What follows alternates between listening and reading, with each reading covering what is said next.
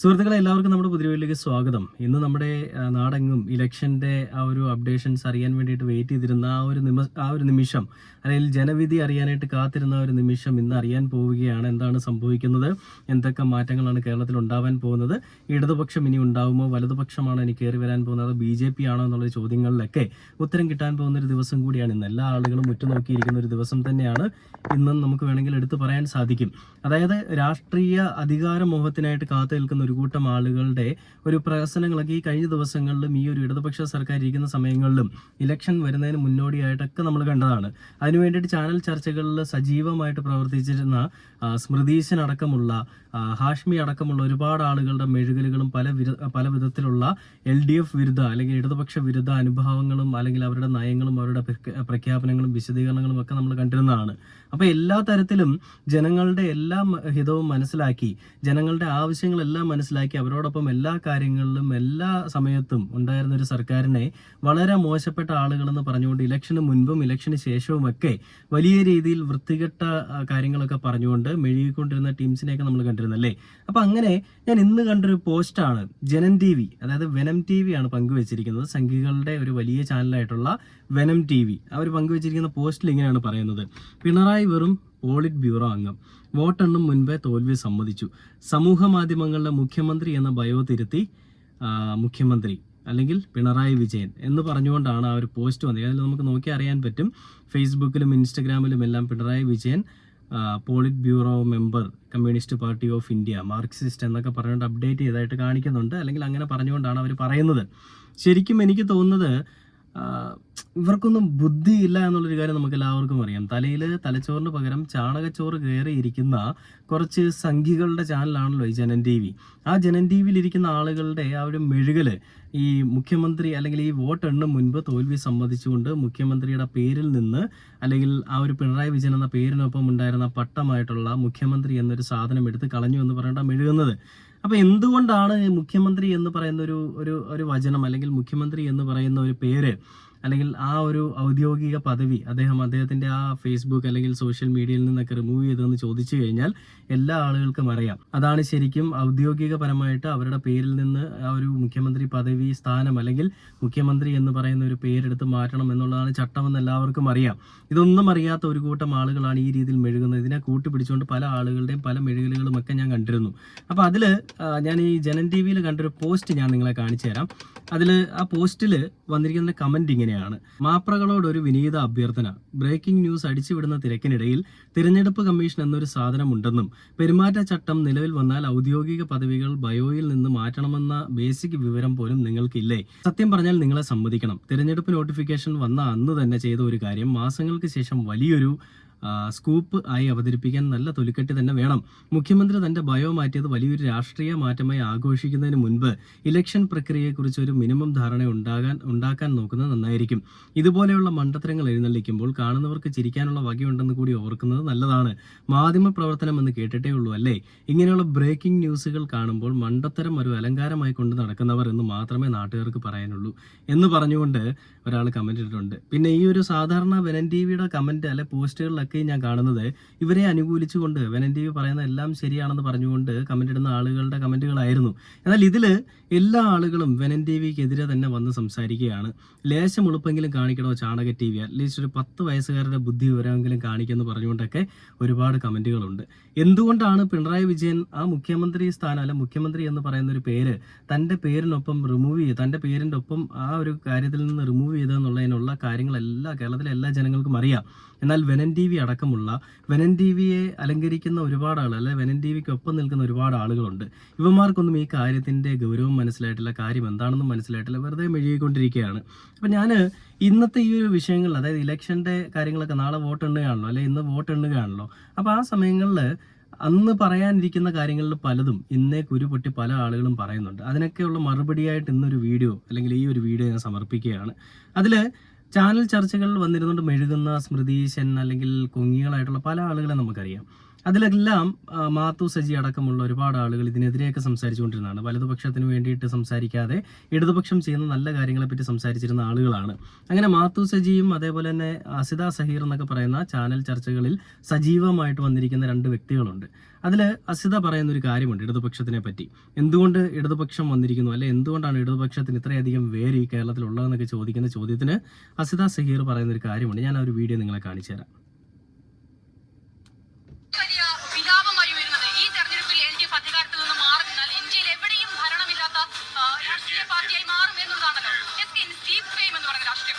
ഇടതുപക്ഷം എന്ന് പറയുന്ന രാഷ്ട്രീയ പ്രസ്ഥാനം അവരുടെ അസ്തിത്വം എന്ന് പറയുന്നത് എവിടെയെങ്കിലും അധികാരത്തിലുണ്ടോ, ഭരണം നിർവഹിക്കുന്നുണ്ടോ എന്നതൊന്നും നോക്കി അടിസ്ഥാനപ്പെടുത്തിയല്ല.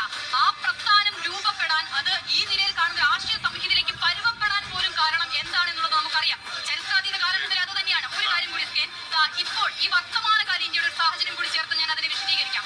ഇപ്പോൾ ഇന്നലെ മെയ് ദിനമായിരുന്നു, തൊഴിലാളി ദിനമായിരുന്നു.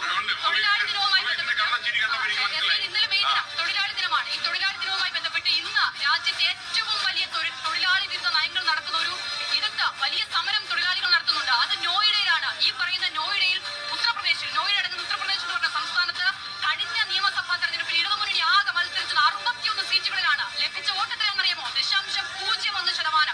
കർഷക സമരം നടന്നു ഈ രാജ്യത്ത്. കേന്ദ്ര സർക്കാരിന് എല്ലാ നിലയിലും അവർ തീരുമാനിച്ചുറപ്പിച്ച കാര്യങ്ങളിൽ മുന്നോട്ട് പോകുന്ന ഒരു സർക്കാരിന് തീരുമാനത്തിൽ നിന്നും പിന്മാറേണ്ടി വന്നു. ആ കർഷക സമരത്തിന് നേതൃത്വം കൊടുത്തതാരാണ്?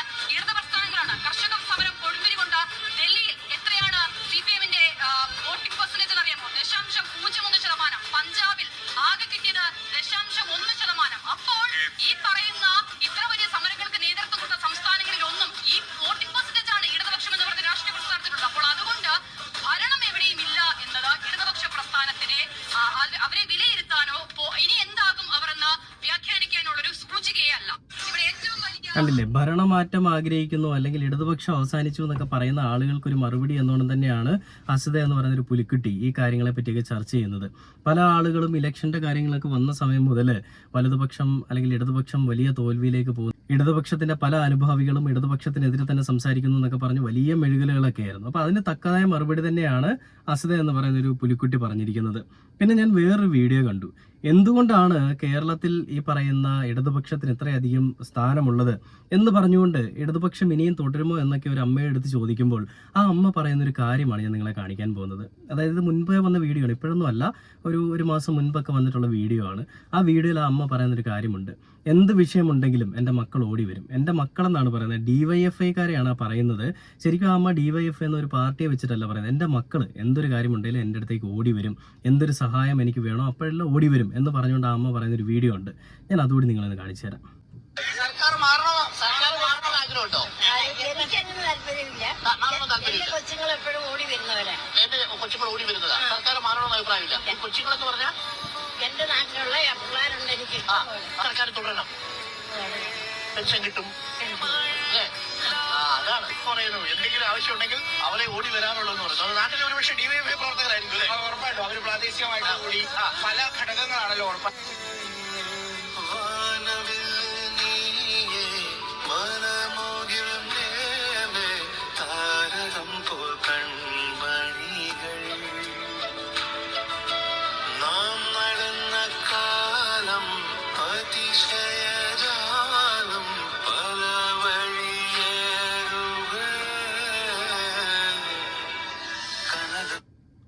കണ്ടില്ലേ, ആ അമ്മ പറഞ്ഞത് എൻ്റെ മക്കൾ ഓടി വരും അല്ലെങ്കിൽ എൻ്റെ കുട്ടികൾ ഓടി വരും എന്നാണ് ആ അമ്മ പറഞ്ഞത്. ഇതുപോലെ പറയുന്ന എത്രയധികം ആളുകൾ നമ്മുടെ സമൂഹത്തിലുണ്ടെന്നറിയാം. ഇപ്പോഴത്തെ ന്യൂ ജനറേഷനിൽ മാത്രമല്ല, ഒരുപാട് ആളുകളുടെ ഉള്ളിൽ ഇപ്പോഴും രാഷ്ട്രീയത്തിൽ നോക്കുകയാണെന്നുണ്ടെങ്കിൽ, അല്ലെ രാഷ്ട്രീയം എന്താണെന്ന് നോക്കുകയാണെന്നുണ്ടെങ്കിൽ ശരിക്കും അവർ രാഷ്ട്രീയം വെച്ചിട്ടല്ല സംസാരിക്കുന്നത്. അവരൊക്കെ ഒരു മനുഷ്യൻ എന്നുള്ള നിലയിൽ അവർക്ക് നല്ലത് ചെയ്യുന്ന ആളുകളെ പറ്റിയാണ് അവർ സംസാരിക്കുന്നത്. അങ്ങനെ സംസാരിക്കുന്ന കാര്യത്തിലാണ് മുഖ്യമന്ത്രി അടക്കമുള്ള അല്ലെ മുഖ്യമന്ത്രിയുടെ ഒരു പാർട്ടിയെ പറ്റി ആ ഒരു അമ്മ പറയുന്നത്. എന്തുണ്ടെങ്കിലും എൻ്റെ മക്കൾ എനിക്ക് വേണ്ടി ഓടി വരുമെന്നാണ് അമ്മ പറയുന്നത്. അല്ലേ, ഇതുപോലെയാണ് നമ്മുടെ കേരളത്തിലുള്ള പല സംഭവങ്ങളിലും പല സമയങ്ങളിലുമൊക്കെ ഈ പറയുന്ന ഇടതുപക്ഷവും ഇടതുപക്ഷത്തിൻ്റെ പല സംഘടനകളിലുള്ള ആളുകളും എത്തുന്നത്. SFI അടക്കമുള്ള DYFI അടക്കമുള്ള എല്ലാ സംഘടനകളിലും ഇവരുടെ ഒരു കൈകടത്തിൽ അല്ലെങ്കിൽ ഇവരുടെയൊക്കെ ഒരു നല്ല പ്രവർത്തനങ്ങൾ നമുക്ക് കാണാൻ സാധിക്കും. ഈ ഇടതുപക്ഷത്തിൻ്റെ അവസാനമാണ്, ഇടതുപക്ഷത്തിൻ്റെ വേരിവിടെ തീർന്നു, അവസാനിച്ചു, ഇടതുപക്ഷം ഇനി ഇല്ല എന്നൊക്കെ പറഞ്ഞ് കരയുന്ന ആളുകൾ ഇതൊക്കെ ഒന്ന് കണ്ടിരിക്കുക എന്നുള്ളത് എനിക്ക് പറയാനുള്ളൂ. കാരണം ഇടതുപക്ഷം അല്ലെങ്കിൽ ഇടതുപക്ഷത്തിലിരിക്കുന്ന ആളുകൾ ഇവിടെ എന്ത് എന്താണ് ചെയ്യുന്നത്? പിണറായിസം എന്ന് പറയുന്നതിനേക്കാൾ അപ്പുറം പിണറായിസത്തിനെയാണ് പലർക്കും എതിർപ്പ്. പിണറായിസത്തിനെ അല്ല ഇവിടെ ആരും അംഗീകരിക്കുന്നത്. ഇടതുപക്ഷം എന്ന് പറയുന്നൊരു പാർട്ടിയാണ്, കമ്മ്യൂണിസം എന്ന് പറയുന്നൊരു പാർട്ടിയാണ്. എല്ലാ ആളുകളുടെ ഉള്ളിൽ കമ്മ്യൂണിസ്റ്റ് ഉണ്ടല്ലേ. അപ്പൊ അങ്ങനെയുള്ളൊരു പാർട്ടിയെ പറ്റി പറയുന്ന സമയത്ത് ആ പാർട്ടി ചെയ്യുന്ന നല്ല കാര്യങ്ങൾ നമുക്കറിയാം. ആ നല്ല കാര്യങ്ങൾക്കൊപ്പം തന്നെയാണ് എല്ലാവരും ഉള്ളത്. മുഖ്യമന്ത്രി ആ ഒരു പേരിൽ നിന്ന് പിണറായി വിജയൻ എന്ന പേരിനൊപ്പം ഉണ്ടായിരുന്ന ഒരു അലങ്കാരമായിട്ടുള്ള മുഖ്യമന്ത്രി പദവി, അലങ്കാരം മാത്രമല്ല ഒരു പദവിയായിരുന്ന മുഖ്യമന്ത്രി എന്ന് പറയുന്ന ഒരു സാധനം ആ ഒരു പേരിൽ നിന്ന് മാറ്റിയപ്പോൾ വലിയ മെഴുകലാണ്.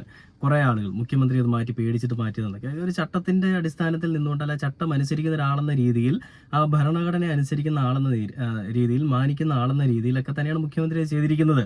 എന്നാൽ വേറൊരു കാര്യം ഇവിടെ നിങ്ങൾ ശ്രദ്ധിക്കേണ്ട മറ്റൊരു കോമഡി ഉണ്ട്. എന്താണെന്ന് വെച്ച് കഴിഞ്ഞാൽ മുഖ്യമന്ത്രിയൊക്കെ ആവുന്നതിന് മുൻപ്, വോട്ട് എണ്ണുന്നതിന് മുൻപ് തന്നെ പേരിനൊപ്പം മുഖ്യമന്ത്രി എന്ന് ചേർക്കാൻ വേണ്ടിയിട്ട് ഓടി നടക്കുന്ന കുറച്ച് ആളുകളൊക്കെ ഉണ്ട്. അവരെപ്പറ്റി നമ്മൾ ഈ സമയത്തൊന്ന് ചിന്തിക്കണം കേട്ടോ. അതായത് മുഖ്യമന്ത്രി ആയിട്ടില്ല, അതിന് മുൻപ് തന്നെ CM01 എന്നൊക്കെ പറഞ്ഞുകൊണ്ടുള്ള വണ്ടിയിൽ വരുന്നതായിട്ടുള്ള ഫോട്ടോസും AI ക്രിയേറ്റഡ് വീഡിയോസും പങ്കുവെക്കുന്നു. മുഖ്യമന്ത്രിയാണെന്നുള്ള പേരിൽ പല പോസ്റ്ററുകൾ അടിച്ചിറക്കുന്നു. അങ്ങനെയൊക്കെയുള്ള ആളുകൾക്കിടയിൽ വീണ്ടും മുഖ്യമന്ത്രിയായിട്ടുള്ള പിണറായി വിജയൻ സഖാവ് ഒരു മാതൃകയാവുകയാണ്, അല്ലെങ്കിൽ ഒരു വ്യത്യസ്തമായിട്ടുള്ള ഒരു വ്യക്തിയായിട്ട് മാറി നിൽക്കുക തന്നെയാണ്. എന്തായാലും നമുക്ക് ഇന്ന് അറിയാൻ സാധിക്കും ആര് ജയിക്കും, ആര് തോൽക്കും, ആര് വീഴും, ആര് വാഴും എന്നൊക്കെയുള്ളൊരു കാര്യം. ആര് വാണാലും ആര് വീണാലും നമുക്കൊരു പ്രശ്നമില്ല. പക്ഷേ ഇത്രയും നാൾ നമുക്കുണ്ടായിരുന്നൊരു ഫ്രീഡം, ഇത്രയും നാൾ നമുക്കുണ്ടായിരുന്ന ഒരു ജീവിത സൗകര്യങ്ങൾ, അല്ലെ മെച്ചപ്പെട്ട ജീവിത സാഹചര്യങ്ങൾ, ഇതൊക്കെ നമുക്ക് കിട്ടണം. ഇതിനു വേണ്ടിയിട്ടാണല്ലോ നമ്മളെല്ലാവരും ഇവരെയൊക്കെ ജയിപ്പിച്ചു വിടുന്നത് അല്ലേ. ഈ ഒരു കാര്യം എന്ന് വെച്ച് കഴിഞ്ഞാൽ നമുക്ക് എല്ലാവർക്കും നമ്മുടെ എല്ലാവരുടെ അടിസ്ഥാന സൗകര്യങ്ങളെല്ലാം മെച്ചപ്പെടണം. അതിന് വേണ്ടിയിട്ടാണ് ഒരു പാർട്ടി അല്ല ഒരു ആളിനെ നമ്മൾ ജയിപ്പിച്ചു വിടുക. അതെന്തായാലും നമുക്ക് എന്തായാലും ഉണ്ടാവണം. അല്ലാതെ സംഘികൾക്കൊപ്പം നിന്നുകൊണ്ട് സംഘിത്തരം കാണിക്കുന്ന വൃത്തികെട്ടവന്മാരായിരിക്കരുത് ഇനി വരാൻ പോകുന്നതെന്ന് ഞാൻ എടുത്ത് പറയുകയാണ്. ഇനി കമ്മ്യൂണിസ്റ്റിനപ്പുറം വല്ല കോൺഗ്രസിനാണ് അധികാരം കിട്ടുന്നതെങ്കിൽ BJPക്ക് വിറ്റ് കൊടുക്കരുതെന്നേ എനിക്ക് പറയാനുള്ളൂ. കാരണം സംഘികളുടെ കയ്യിൽ കിട്ടിക്കഴിഞ്ഞാൽ, അല്ലെങ്കിൽ ഇപ്പോൾ കമ്മ്യൂണിസ്റ്റ് മാറി കോൺഗ്രസ് ജയിച്ചു കഴിഞ്ഞാൽ എന്തായാലും ഇവന്മാർ കേരളത്തിലെ സംഘികൾക്ക് വിൽക്കും. പിന്നെ ഇവന്മാരുടെ സംഘീവൽക്കരണവും കാവിക്കളസവൽക്കരണവും ഒക്കെ നമ്മൾ കാണേണ്ടി വരും, അതിനൊരു അടിമയാവേണ്ടി വരും. അങ്ങനെ ഉണ്ടാവാതിരിക്കാൻ വേണ്ടിയിട്ട് പ്രാർത്ഥിക്കാം. എന്തായാലും ഇന്ന് കാര്യങ്ങളെല്ലാം അറിയാം. ഇന്ന് കേരളത്തിൽ അങ്ങോളം ഇങ്ങോളം അലയടിക്കാൻ പോകുന്നത് കേരളം ചുമക്കുമോ അതോ ഇനി നീല കളറിലാകുമോ അതോ ഇനിയും കാവി കളറിലാകുമോ എന്നുള്ളതൊക്കെ കാത്തിരുന്ന് എന്തായാലും കാണാം. എന്തായാലും ഇടതുപക്ഷത്തിനെതിരെ വലിയ രീതിയിൽ മെഴുകിക്കൊണ്ടിരിക്കുന്ന ആളുകൾ ഇതുപോലുള്ള കാര്യങ്ങളൊക്കെ ഒന്ന് കാണുക കേട്ടോ. ഇതൊക്കെ ഒരു നേർക്കാഴ്ചയാണ്, അല്ലെ യാഥാർത്ഥ്യങ്ങളുടെ ആ ഒരു വീഡിയോസാണ് നിങ്ങൾ കാണുന്നത്, യാഥാർത്ഥ്യങ്ങളാണ് കാണുന്നത്. എന്തായാലും ഇന്ന് നമുക്ക് കാത്തിരുന്ന് കാണാം എന്താ സംഭവിക്കുക എന്നുള്ളത്. അത് കണ്ടതിന് ശേഷം നമുക്ക് ബാക്കി വീഡിയോ ആയിട്ട് കാണാം. അതുവരെ കാത്തിരിക്കും. Okay, by.